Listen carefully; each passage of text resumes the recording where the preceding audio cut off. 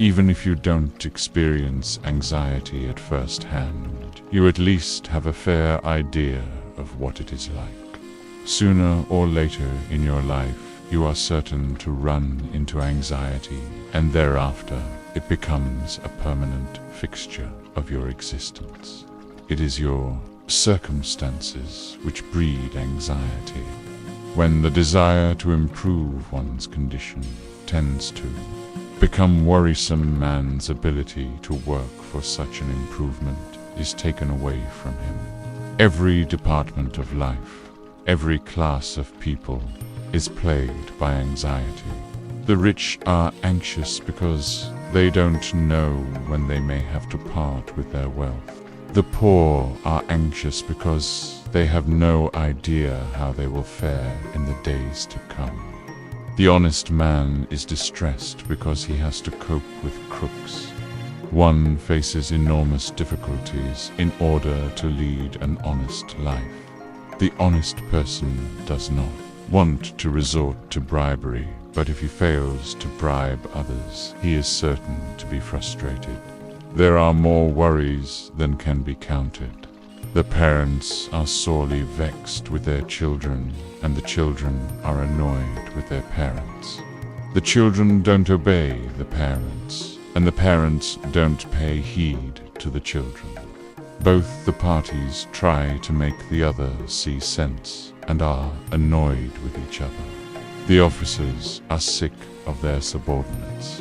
The subordinates are insolent and complain that their superiors are incompetent. The superiors believe in double standards and maintain that their needs are different from those of their subordinates. The government is annoyed with the politicians, and the politicians with the government. There is no end to political meetings, no end to worries or claims or counterclaims or statements or speeches or promises. Meanwhile, anxiety is on the increase. How much money is spent on political meetings? Well, as we are talking of expenditure, let us add that one can't even have a decent burial now. It really costs a packet. People's problems are multiplying. Life is becoming increasingly difficult and cares are proliferating. The patients are upset by the doctor's behavior. Those days are gone forever when the doctors treated their patients with affection.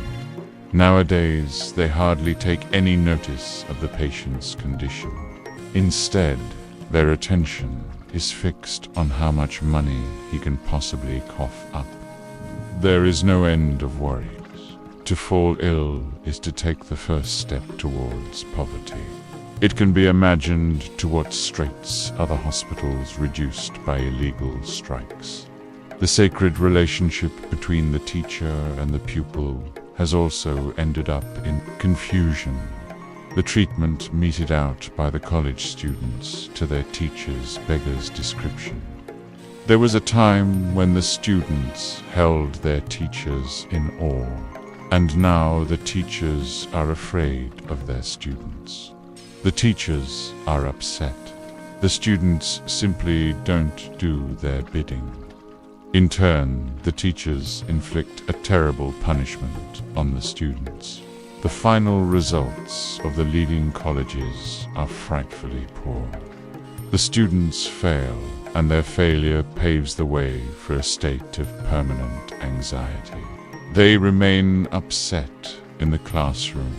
They remain upset in the examination hall and then take to the road by way of protest. And this leads to a new kind of anxiety. May Allah take pity on today's students and teachers and on present-day education. Every sphere of life is beset by an anxiety peculiar to it. Everyone finds his immediate surroundings too worrisome. It seems that every star is not only meandering about, but is also in a state of utter confusion. Anxiety is caused not by circumstances, but by your frame of mind. Someone who seeks to escape the tensions of the here and now will find himself burdened with cares. By becoming afraid of the days to come, men make a mess of circumstances which are about to fade away. If the times which have gone by were characterized by joy, even their remembrance would lead to heartache. Where are those days full of joy gone? We ask ourselves. We notice that the days of happiness are over, the days of youth and vigor. The days of love and infatuation have been blown away. What distresses us now is that our joys have come to an end, and we say to ourselves, how wonderful were those days, those times. What poignancy was there, what pain, how faithful were those who kept us company. We are burdened with nostalgia only, or merely with unending cares.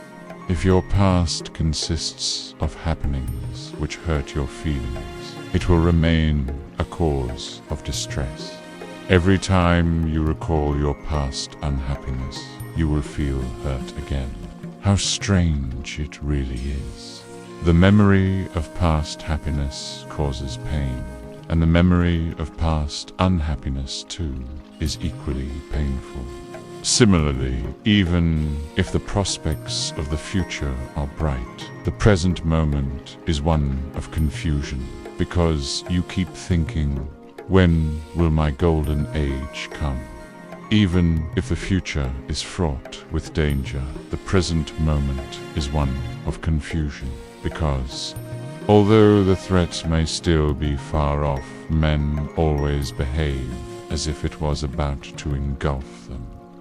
Life is destined to remain entangled with anxiety. Sometimes you are worried about your own self, sometimes about others. Sometimes you are troubled by your present life. Sometimes you see the scenario after death come alive before your eyes. No matter what the circumstances, anxiety is always at your side. It never gives you a moment of respite, and it is impossible to shake it off unless you beg him for help who gave you life. Only that organization which built the machine in the first place knows how to look after, use, and repair it. If life is the outcome of our own actions, then we alone are to blame when things go wrong, and also for its impairment and corruption. If we are unable to mend our own self, we should realize what our control actually amounts to. If you refuse to acknowledge him who created life, nothing can save you from falling a prey to anxiety. Here we put more burdens on ourselves than we have the guts to withstand. We ourselves author all our anxieties, and at the same time are sick of them also. We have desires which are contradictory in nature. By the time one of our desires is fulfilled, another is snuffed out. If we accumulate wealth, the idea of lawfully earned sustenance makes us worry, and if we try to make do with what we have lawfully earned, we are forced to bemoan the bitterness of our circumstances. In either case, anxiety is our lot. Those who live far away from their homes are distracted by the memories of the homeland. Those who live at home are distracted by the desire to go abroad. Everyone wants to part with his own self and become someone else, and this desire is the root cause of anxiety. None of us can be anyone else. We can only be what we are. This reality alone is the law of life. This law alone keeps life's various departments and professions in shape. This law alone keeps the system of life intact. The power that keeps us within our limitations is a source of worry, but in it lies the secret of life. Everyone wants to become a ruler, but if this desire were to be granted en masse, who will rule over whom? It would lead to a bizarre chaos. No one wants to be poor. What will happen if all of us were to become rich? If the wealth of the world were to be divided equally among its inhabitants, would it also lead to everyone looking equally handsome? How can everyone be made equally intelligent? How can everyone be equal at heart? How can beloveds be equal? At best, it would make people conscious of a new kind of unequal dispensation. Great progress is being made in therapy. New therapeutic methods are being discovered, and then, suddenly, a new disease makes its appearance. There will always be some diseases which would certainly remain incurable and fatal. If therapy were to become a science, what place would prayers have in our life? Anxiety makes man conscious of the fact that he has no control over his life. If he were to base his faith and belief firmly on this consciousness, he can get rid of anxiety. Otherwise, he doesn't have a chance. If a man were to accept that his life, the incidents that take place during the course of his life, and the end of his life, all occur exactly as ordained by the Creator, he will be anxious no more. We are not talking about sin and vice. We speak of life itself. One can put sin and vice behind him by repenting. The meaning of repentance is clear. It is to clear one's intention in the presence of the Creator, making him a witness that the repenter will refrain from going astray in the future. Anyhow, there is only one way to steer clear of anxiety. Man should spend his life in the manner his Creator has ordained for him. The man who accepts whatever today or the present moment or the now has in store for him shrugs off anxiety. If life is purged of complaints and grievances, anxiety disappears. Stop liking yourself and disliking others, and you would be freed from anxiety. Give up wanting to live forever in this world, and you will have nothing to worry about. Would there be any room for anxiety if we were to accept that every life terminates in death? There has never been a night on this earth which was not superseded by daybreak. There has never been a day which in the end was not darkened by the fall of night. There has never been a sorrow which did not pass away. There has never been a joy which did not depart. There has never been a man who was not recalled after a definite span of time. Men have never been forced to undertake a journey without destination. The rotation of morning and evening bestows on man happiness, health, wealth, and love, and this very rotation takes back what it dispenses. And so it comes about that man is robbed of what was essentially his own, and becomes upset, although there is nothing to get upset when this happens. Man himself is the creation of another power, a power which has sent man to journey through this world. Only his confidence in and his closeness to this power can deliver man from anxiety. Its proximity frees man from every kind of regret.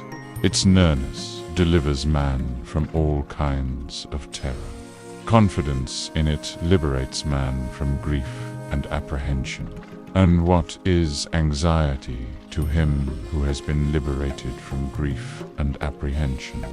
Why should he worry who has given himself in the custody of his Lord? He who has been delivered from himself has nothing to worry about. He who rebels against the Creator will always be a victim of anxiety.